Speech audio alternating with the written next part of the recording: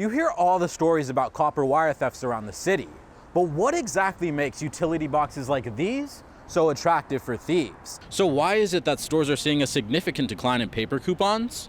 Pick up your phone and you'll find the answer. Digital coupons. A recent push by advocates to turn the land into public park space is sparking a new debate. Is soil like this rid of the harmful chemicals and substances released from the lab? The city hosts dozens of events around town celebrating all things beer. The South Coast Botanical Garden is putting on its own version of the event, but with a surprising twist: dogs. Olvera Street is hosting its annual Dia de los Muertos festival. The 9-day event celebrates the cycle of life and Latino culture. George, are we in for another crazy week? Don't worry, guys. Yes, you can put those umbrellas away because it's actually going to be nice out this week. Residents and community members hope those responsible will take the necessary steps to complete a full and thorough cleanup of the area. From the Santa Susana foothills, I'm George Sakers for Valley View News. You hear all the stories about copper wire thefts around the city, but what exactly makes utility boxes like these so attractive for thieves? In the past year, thieves have hit Miracle Mile, the 6th Street Bridge, and other popular areas in the city, leaving many streets in the dark and raising pedestrian safety concerns. Many of them target vulnerable pedestrian infrastructure, like streetlights and utility vaults. Copper has significantly risen in value. The material can sell for over $4 a pound, making even small amounts worth the risk. What began as a citywide infrastructure issue is now creeping into residential neighborhoods. A recent arrest here in Mission Hills is leaving residents frustrated and concerned about the rising trend. While the police were on their way, we were watching them pulling these materials and hacking them, like sawing them and tossing them in the back of their trunk. Footage provided by the Perez family shows a group of men dressed in hoodies in front of their home. 2 of the suspects have been booked under grand felony charges and 2 remain at large. In response to the alarming rise in thefts, city leaders are making the issue a top priority. We continue to deploy additional money behind overtime for repair.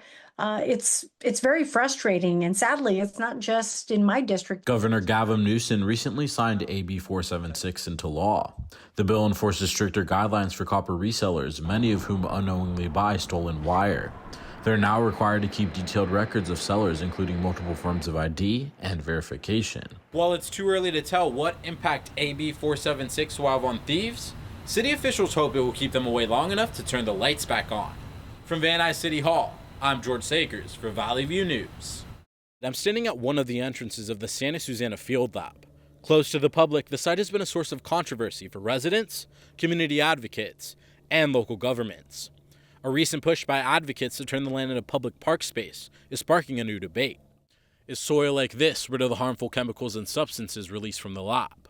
Once the site of nuclear testing and rocket engine development, today the land is primarily owned by Boeing, which is also responsible for cleaning the hazardous area. NASA and the Department of Energy also share responsibility for their respective portions. Boeing says it has already set aside over 2,000 acres of the area for permanent open space habitat. The aerospace giant says cleanup efforts are already underway, but critics say oversight is lacking from California's Department of Toxic Substances Control. Essentially, the systemic incentives get turned around, and the people who staff these agencies over time begin working to protect those very entities that they're supposed to be regulating. Rocket engine testing released toxic solvents into the environment, and in 1959, one of the 10 nuclear reactors on site suffered a partial meltdown, releasing radioactive gases and contaminating surrounding areas. Residents and parents like Melissa Bumstead, who runs Parents Against Santa Susana Field Lab, argue the current cleanup plan will not go far enough to rid the environment of dangerous chemicals. So we are suing the Department of Toxic Substances Control. We're hoping that if we win, we can fight Boeing's plans to leave 90% behind and go back to the original cleanup agreements that would have made it safe enough where you could even eat the food you grew there. Residents and community members hope those responsible will take the necessary steps to complete a full and thorough cleanup of the area. From the Santa Susana foothills, I'm George Sakers for Valley View News. With the recent rise in tariffs and inflation soaring, consumers are constantly looking for ways to save. So why is it that stores are seeing a significant decline in paper coupons? Pick up your phone and you'll find the answer. Digital coupons. According to recent reports, 33% of U.S. shoppers are using digital coupons in store this year, up from 25% last year. Popular apps like Ibotta and Rakuten offer consumers the ability to view store coupons anytime and anywhere.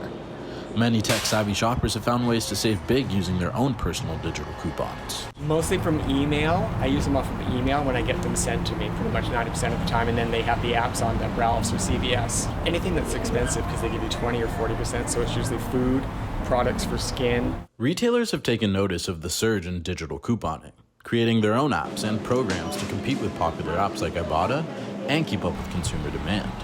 But not every customer is happy about the new digital changes to couponing. Because you have to look to do something on your camera and put the QR code and things like this, and for me it's boring.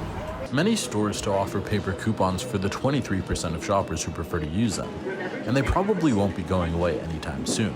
From Calabasas, I'm George Sakers for Valley View News.